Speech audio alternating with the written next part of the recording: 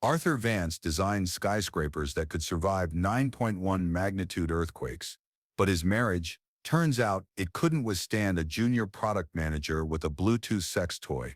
The unraveling began with a single cloud notification. There's a kind of man who builds his world like he builds his work, carefully, methodically, with an engineer's precision and pride. That man was Arthur Vance. At 52, Arthur wasn't just successful. He was respected. As a structural engineer in the San Francisco Bay Area, his projects shaped skylines and defied tectonic threats. But his proudest construction, his home life. He had built it brick by brick over 21 years of marriage to Alara, a magnetic and sharp-minded marketing executive. Together, they had carved out a modern sanctuary nestled into the green hills, one he designed himself. To Arthur, the house was more than concrete and glass. It was a monument to love, compromise, and growth. Alara wasn't his first love, but she was the one he'd altered his life for. When they met, she had two daughters from a previous marriage, both young teens. Arthur had never wanted children. He was content with solo travel, museum exhibits, and mid-century design. But for Alara, he shifted. He became dad without demanding the title. Piano recitals, emergency dentist runs, college move-ins, he was there. Arthur found a strange joy in routine. His double espresso at 6:45 a.m., his bike ride on Sundays, the quiet hum of CAD software late at night. They weren't flashy, but they were his. Alara, for all her intensity at work, brought color and unpredictability. She'd whisk them away for last-minute wine tastings or insist they host elaborate dinner parties for her clients. He found it exhausting, but also endearing.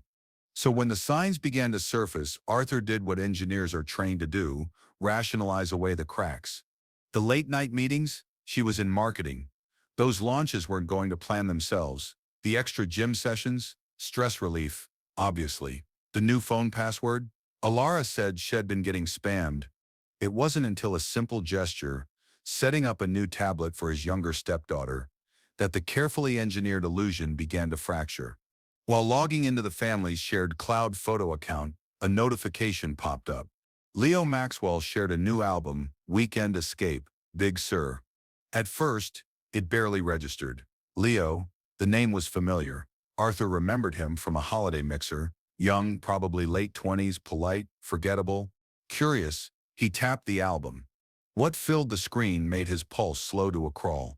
Selfies, cozy dinners, matching robes at a spa, Alara nestled under Leo's arm at a beachside inn.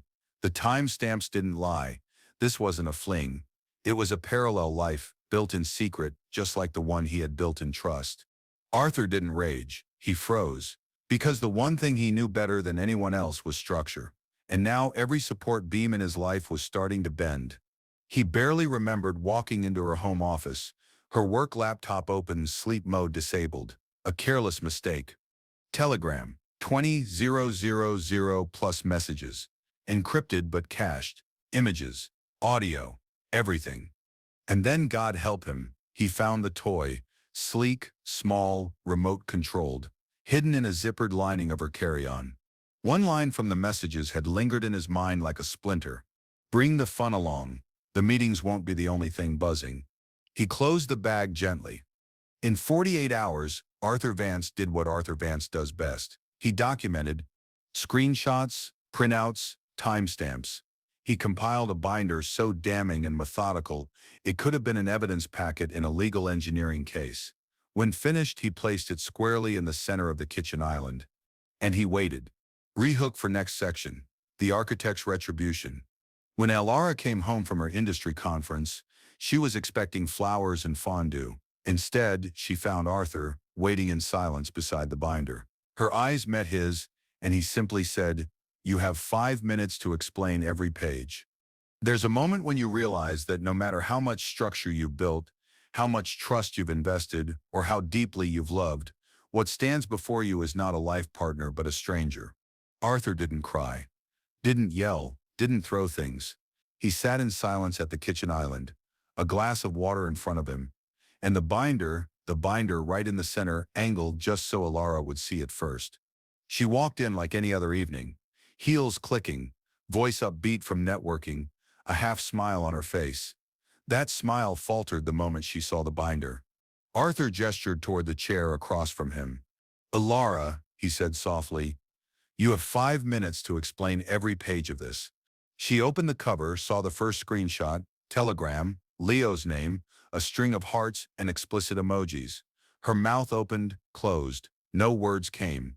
The second page, photos from the Big Sur album, annotated with timestamps that overlapped with her out-of-town workshops. Page 3.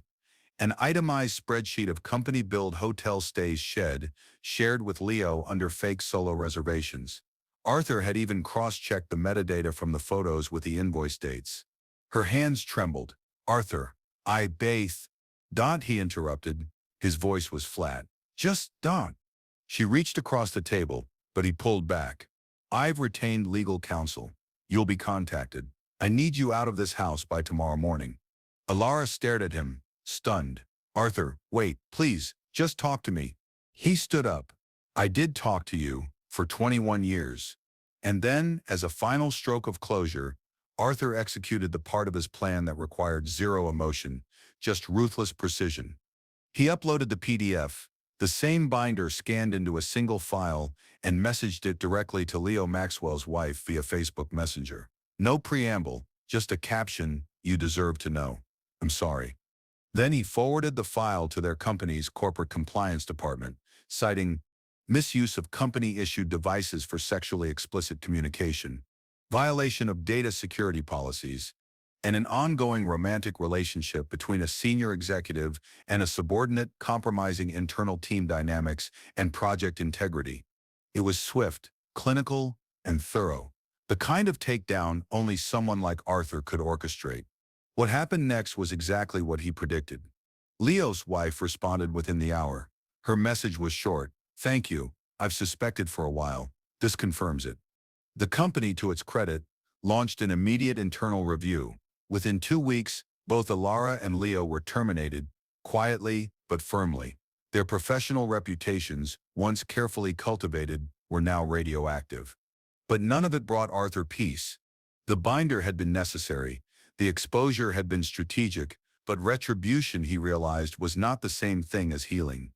In the quiet of the days that followed, Arthur wandered his own house like a ghost. He deleted shared calendars, removed framed photos, scrubbed their Spotify playlists. There were no screams, no dramatic breakdowns, just a meticulous erasure of a life he once believed was unshakable. Alara, humiliated but desperate, didn't go quietly. She emailed, texted, left voicemails, claimed it had been a mistake, that she had been caught in something that wasn't real, that she still loved him. When he didn't respond, she escalated. One night after midnight, she showed up at the house. She used her old key, one Arthur hadn't gotten around to disabling, and let herself in. He found her in the living room, sitting on the couch like nothing had happened. "I need to talk to you," she said, eyes red. "No," he said simply. "You need to leave." "Arthur, please. I ruined everything." "I know, but we can fix this. We can open the marriage. Try therapy. Just don't throw it all away."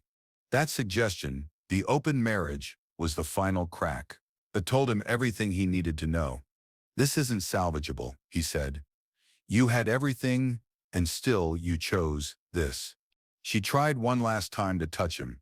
He didn't flinch, but he didn't yield either. "I won't let you architect my downfall," he said. "Not again." She left in silence. Later that night, he sat in the bedroom alone, surrounded by an eerie stillness, for reasons he didn't fully understand, maybe closure, maybe masochism. He allowed himself one final lapse. They met again. One last time. It wasn't passion.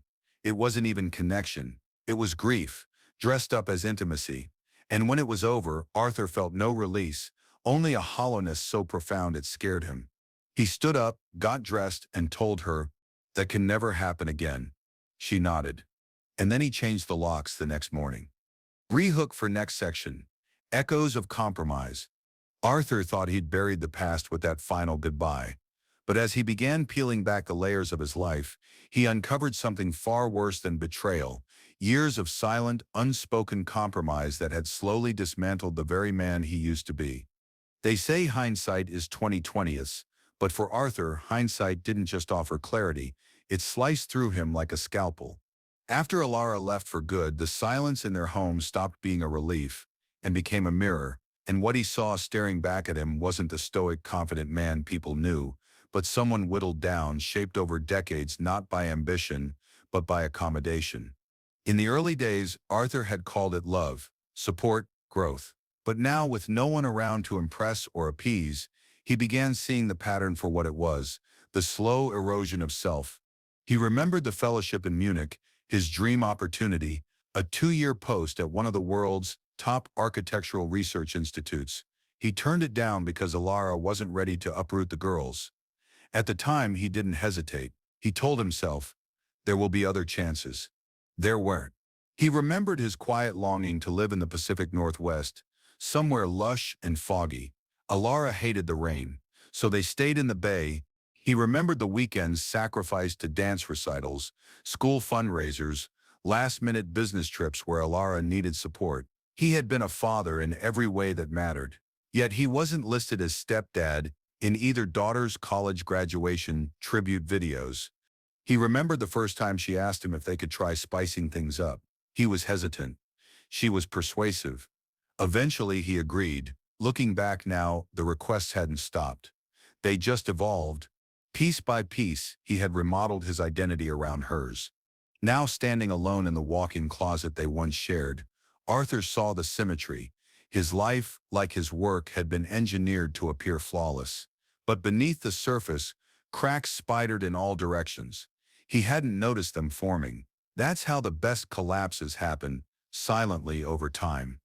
His parents had warned him, not overtly, not unkindly, but there were always those soft cautions, his mother's long looks, his father's occasional mentions of Alara's unusual temperament. Back then, Arthur dismissed them as generational misunderstanding. Now, he wondered if they had simply seen what he refused to. And yet, despite everything, despite the betrayal, the humiliation, what grieved him most was this dawning realization: had willingly handed over the blueprints to his own undoing. He hadn't just lost a marriage, he had down-engineered a version of himself that Alara could love, and she didn't even respect it. That thought hit him hardest. There was a new rhythm to his life now, one marked by destruction rather than construction. He started with the photos, dozens of them. Alara and Santorini, the girls in high school, family Christmas shots by the fireplace.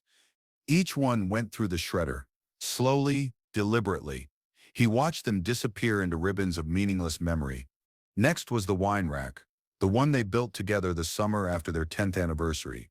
He unscrewed it plank by plank, stacked the wood, and drove it to the dump. The final purge was the Glenlivet 1974, her engagement gift to him.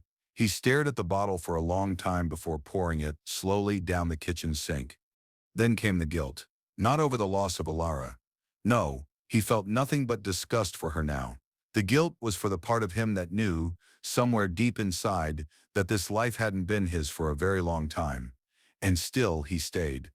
The human brain, Arthur realized, doesn't need hope to endure. It just needs routine.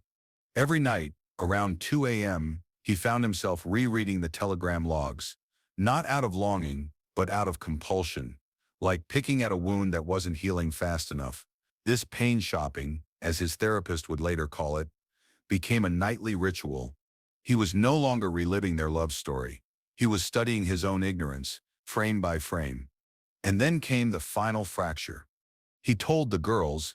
He waited until they were both in town, invited them to dinner and told them everything, not in rage, not with tears, but with the same quiet clarity he used when explaining architectural load calculations. Their reactions were sobering. His younger stepdaughter, Mia, stared in open shock. Mom did what? His elder stepdaughter, Naomi, tried to defend her briefly, but the binder Arthur handed them left no room for interpretation. She lied to us too, Naomi finally said. We didn't know, I swear. I believe you, Arthur said. There was a long pause. Do you still want us in your life? Mia asked, hesitantly. He looked at them, two women he had raised, protected, and sacrificed for. I don't blame you for her choices, he said, but this next part of my life, I don't know what it looks like yet, so I can't promise consistency. I need space to figure out what's left of me." They nodded. It wasn't a rejection, but it wasn't an invitation either. He left the dinner more hollow than he arrived. Rehook for next section, navigating the chasm of despair. Arthur had exposed the truth. He had scorched the lies, but now came the most terrifying part, waking up each morning in a life that no longer felt like his, wondering if the man he used to be had been lost in the wreckage for good. There's a moment in the aftermath of devastation, not the explosive collapse, but the quiet aftershock, when silence becomes unbearable. Arthur Vance had always prized silence. The hum of his mechanical pencils, the soft clink of ice in his evening glass, the comforting stillness of drafting blueprints at midnight. But this silence, this one clawed at him. It wasn't peace, it was absence. And absence echoed. For the first 10 days after Alara left, Arthur existed in a fog, not quite asleep, not truly awake. His phone stayed on silent. Meals were perfunctory. Sleep was shallow. The house felt colder than usual, and he couldn't tell whether it was the winter air or the void left behind. He would wake up around 3 a.m., limbs aching from sleeping in the guest room. The marital bed now felt radioactive. He wandered the house like a man looking for a misplaced identity. In the kitchen, he'd open cabinets and just stare. In the living room, he stood in front of the fireplace, unable to remember what season they bought the mirror that hung above it. The binder remained on the kitchen island, untouched but omnipresent, like a crime scene. Arthur began what his therapist would later call ritualistic desecration. It sounded dramatic, but in practice it was deeply human. He uninstalled the smart lighting system he had set up for Alara's mood-themed evenings, ripped out the herb garden she loved but never maintained, replaced the his and hers bathroom mirror with a single minimalist pane. But the worst of it wasn't what he could erase. It was what he couldn't. He remembered how Alara once fell asleep with her head in his lap while they watched a documentary about Roman aqueducts. He remembered the inside jokes they had about the neighbors. The way she used to say, "God, I love how your brain works," when he'd explain some obscure structural flaw in a bridge collapse case study. Every good memory now felt like a weapon turned inward, and he had no armor left. One night in a haze of bourbon and insomnia, Arthur did something he never thought he would do. He let her in. She had been calling and texting for days, but this time when she showed up at the door, eyes puffy, voice trembling, he didn't send her away. They sat across from each other in the living room, surrounded by the bones of their former life. She cried. She said all the things someone in her position says. "I was lost. I never stopped loving you. It didn't mean anything. You're the only real thing I ever had." And Arthur, so starved for closure, for understanding, for something that made sense, listened. When she moved closer, he didn't stop her. What followed was not intimacy. It wasn't even passion. It was grief with a heartbeat. Afterward, they sat in silence. Talara reached for his hand. He pulled it away. "You should go," he said quietly. Her eyes brimmed again. "Arthur." "No," he cut in. "That wasn't forgiveness. That was a mistake." He never allowed it to happen again. And for the first time in 2 decades, he felt something like anger for himself, not against her, for the part of him that had hoped even after everything. The next day, he called a doctor and booked a full STD panel. It wasn't paranoia. It was self-respect. When the results came back clean, he cried. Not from fear, from the sheer humiliation of having needed the test in the first place.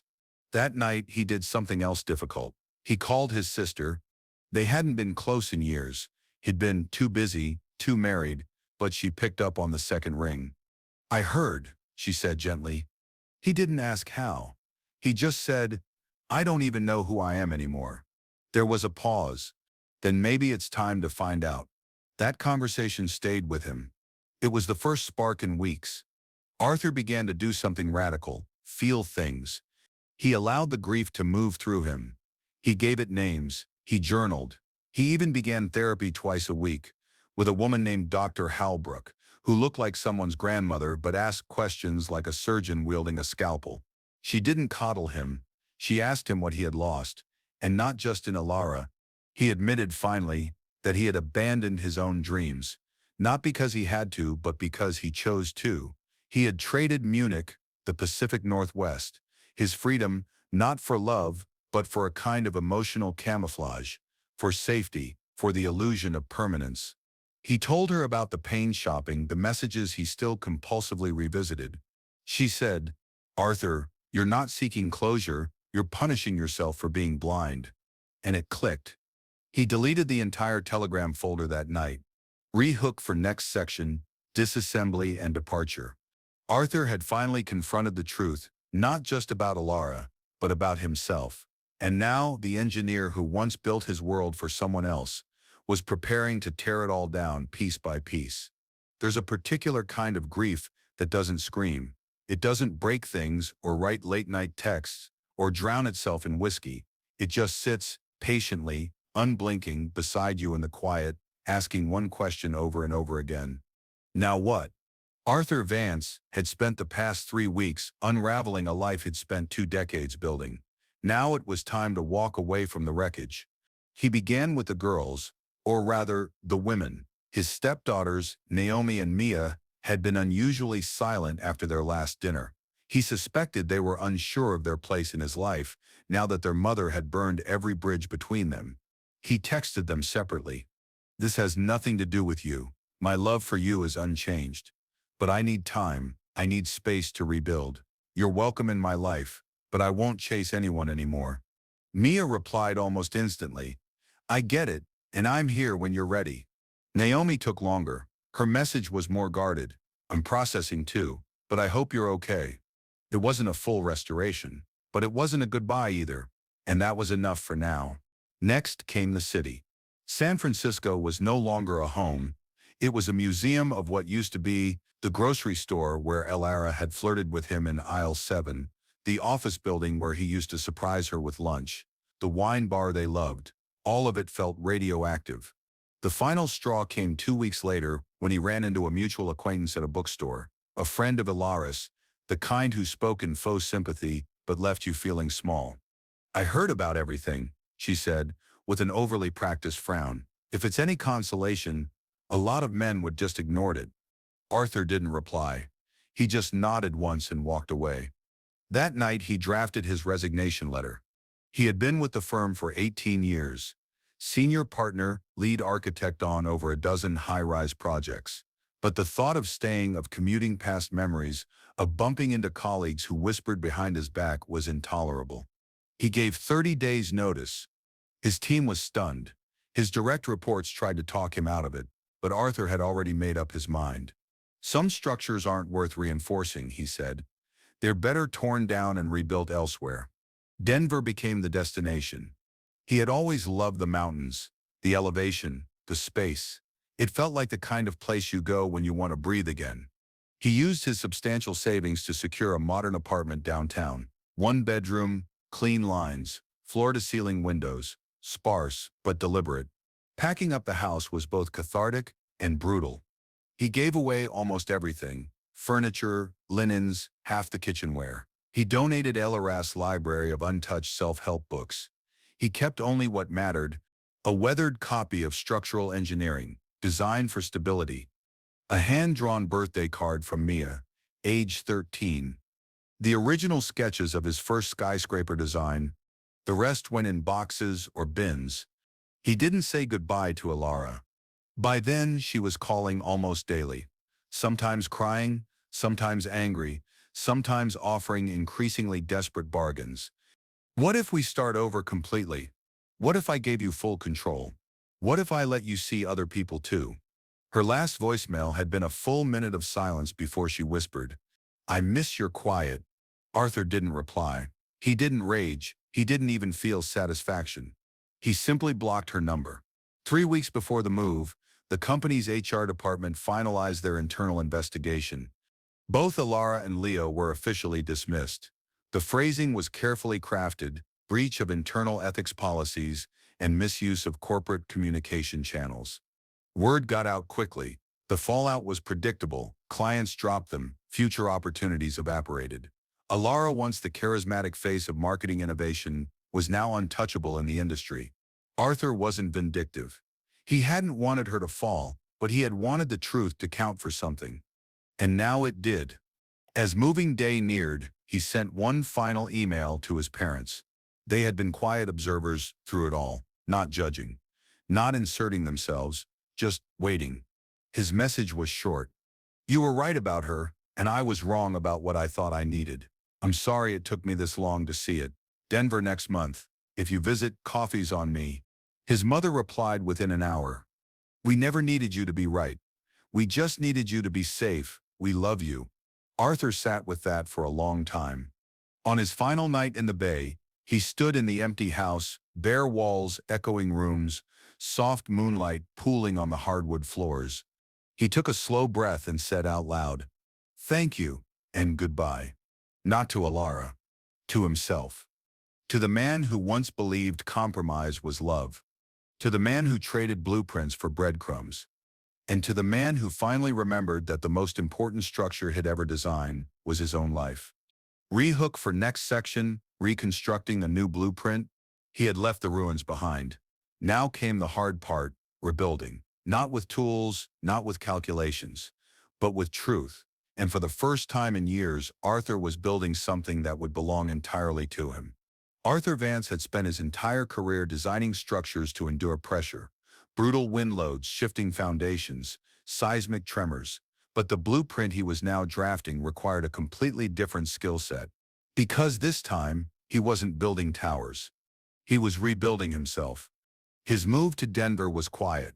No fanfare, no announcements, just a one-way flight, 2 suitcases, and a storage locker full of archived plans from a past life.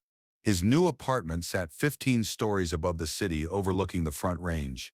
Morning sun poured in from the east, and at night the city lights pulsed like distant stars.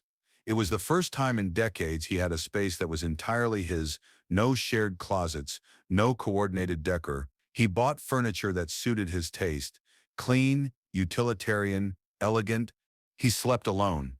He cooked for one. And he felt free. Not happy, not yet, but no longer trapped. He began therapy again, this time once every 2 weeks, then weekly when the nights got harder. Dr. Halbrook continued their work remotely via Zoom, her voice a lighthouse in the fog. You've survived the collapse, she told him. Now comes the excavation. The debris doesn't go away by itself. Arthur nodded. He understood that better than anyone. So he started digging. He made lists, not of goals, but of truths, who he had been, who he had pretended to be, who he wanted to become now. One truth stood above all. He had lived reactively. Now he would live deliberately. He began taking long walks, sometimes for hours, through parks and streets he didn't yet know by name. He became a regular at a local bookstore, where the clerk, a woman in her 50s with silver braids and an encyclopedic knowledge of Eastern philosophy, began setting aside titles she thought he'd like. He joined a rock climbing gym, not because he loved climbing, but because he liked the silence between the holds, the focus, the vertical struggle. Slowly, his body began to change, not dramatically, but noticeably. He was no longer soft with grief. He was leaner, sharper. There were setbacks, of course. Some mornings he'd wake up drenched in memory, heart racing from dreams where Alara called his name. Some nights he'd still scroll through photos from years past, his brain grasping for patterns, red flags he missed, clues that could explain it all. But the difference now was what he did next. He didn't dwell. He didn't punish. He documented. He treated his healing like a renovation project. Strip the paint, inspect the beams, replace what's rotting, reinforce what's strong. 6 months in, he began applying for senior engineering roles, not to rebuild what he had lost, but to start fresh. He didn't want prestige. He wanted purpose. He eventually accepted a role with a mid-sized firm focused on sustainable urban housing, a field he had long admired but never had time to explore. The pay was good, the pace manageable, and most importantly, no office politics, no legacy baggage, no Alara. His coworkers didn't know his story. He was just Arthur, the quiet, precise, oddly funny new guy who always brought his own coffee and asked smart questions in meetings. And that was enough. One evening, a full year after D-Day, he received a message. Not from Alara, Not from the girls, from Leo Maxwell's ex-wife. It was simple. Thank you. I've rebuilt too. In my own way. Just thought you should know you weren't the only one who survived. Arthur read it twice, smiled faintly, and archived it. There was nothing else to say. On the first anniversary of the collapse, Arthur drove west of the city to a trailhead overlooking a small ridge. He hiked to the top with a journal, a thermos of coffee, and no expectations. He sat in the cold wind and wrote one sentence. The structure failed because it wasn't engineered for truth. Then below it, another. This time, building with steel. He closed the journal, stood up, and started down the trail.